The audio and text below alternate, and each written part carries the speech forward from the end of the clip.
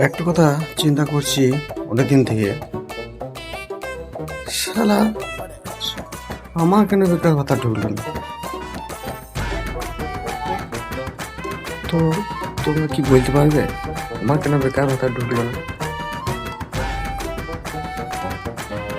এটাই আমি চিন্তায় আছি। আবার মনে মনে ভাবছি যে বেকার ভাতা লিখতে গেলে পরে মাধ্যমিক পাস করতে হবে, পড়াশোনা করতে হবে, তবেই তো বেকার হবে।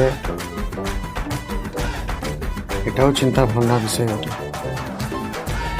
তো তোমরা বলবে যে পড়াশোনা করতে হয়, বেকার ভাতা করতে গেলে পরে কথা বুঝাই দিল।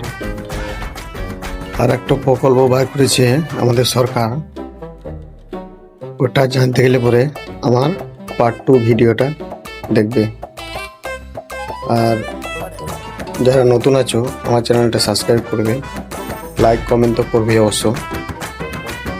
চলো আজকে এই পর্যন্তই, টাটা বাই বাই।